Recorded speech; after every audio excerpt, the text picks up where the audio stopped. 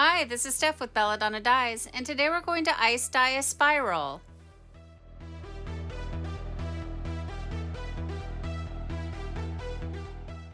Decide where you want the center of your spiral to be and give it a little pinch. And then for this project, I'm going to be using the microwave splatter guard, and I got it off of Amazon, and I have a link for it down below in the description box.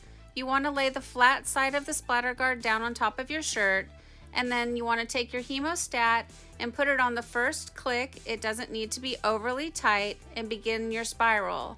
Using your opposite hand, create the pleats in your shirt and then just continue spiraling your shirt up.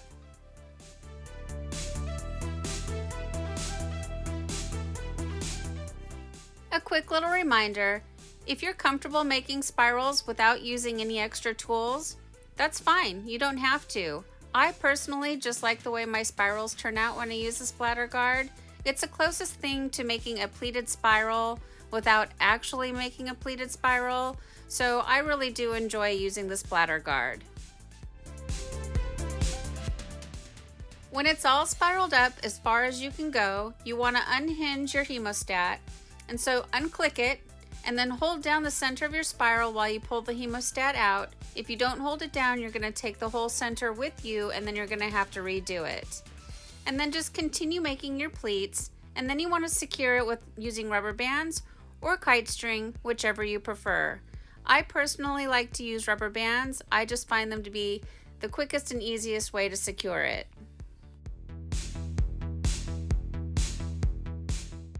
I just want to take a quick moment to say thank you again to everybody that watches the tutorials. I really appreciate it.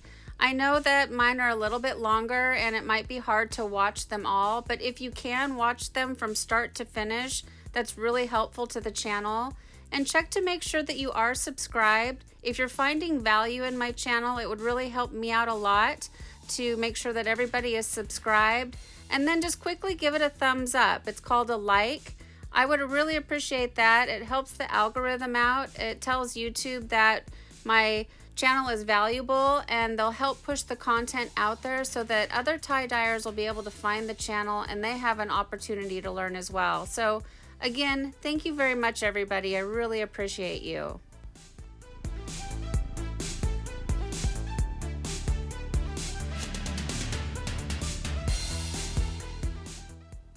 There is one drawback to using the splatter guard, and that is it doesn't make an overly tight spiral. So what you're watching me do now is I'm making it tight. I'm pulling on the loose ends of the tails and I'm tucking them into the nearest rubber band. And that's just creating a nice firm spiral.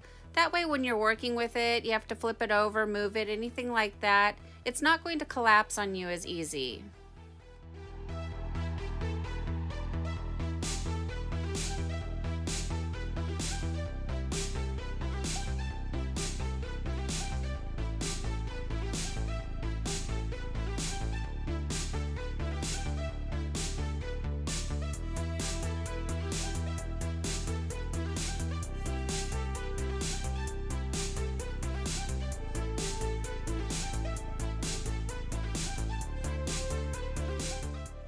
Now it's time for the fun part. We get to add the dye.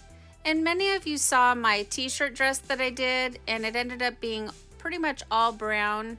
So I know I've been doing a lot of bronze and blue lately, but I didn't want to go away from that t-shirt dress not working with bronze and having a success and being afraid of the color. So for this one, I'm challenging myself to make bronze work and work in a way that makes me feel happy. And I recommend for you guys as well, if you try something and it doesn't turn out the way that you want it, don't be afraid of it and don't back off from it. Do it again, try it in a different pattern, and really make sure that the color is a good color for you, and maybe it was just the technique that you used. So don't give up.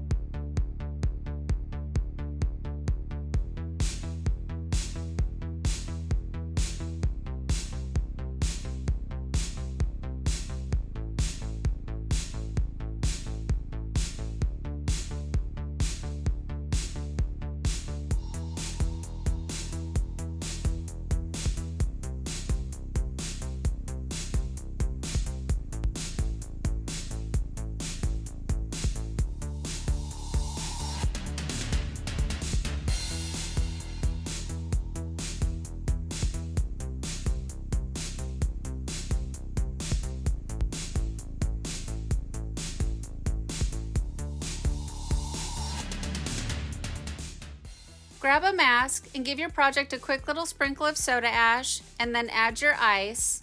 And then you want to let your project batch for 24 to 48 hours after the ice melts. So set it aside and let it do its thing.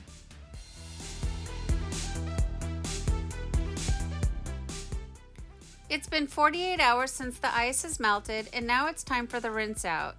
You want to start by using cold water to rinse away any soda ash that might still be reacting within the fibers, and then gradually increase your water up to hot and rinse until the water runs pretty much clear. And now from here I take it to the washing machine, and I'm using Synthropol and I'm using Millsoft, and I do recommend that you follow the manufacturer's directions on that. However, I will tell you I don't use nearly what they recommend. It takes just a very small amount for the product to work. And I get both of those things from Dharma, and I do have links for them down below in the description box along with everything else that I use, so it makes it easy for you to go shopping. And then I put it in the dryer and we'll come back and we'll see the results.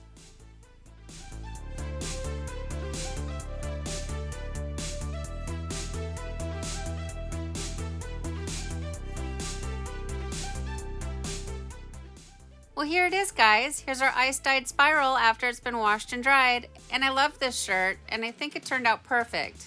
Kind of reminds me of a Nautilus seashell. So if there are any of you that are still skeptical about the microwave splatter guard, I don't think you should be. I think when you look at this shirt, you can see that it really works, and it makes beautiful spirals, and they're quick and easy to make. And like I said earlier, if you try a color out and it doesn't work for you, try a different technique. And if you didn't see the t-shirt dress, the one that I was calling a night shirt, that big brown shirt, I used these same colors in that shirt, and I didn't like the way it looked at all. But, using bronze in this different technique, it worked out beautifully.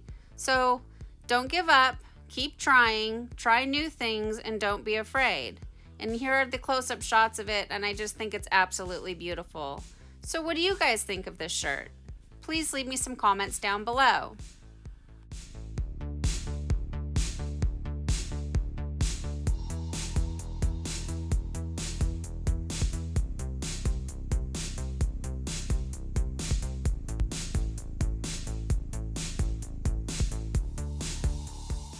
Thank you so much for watching.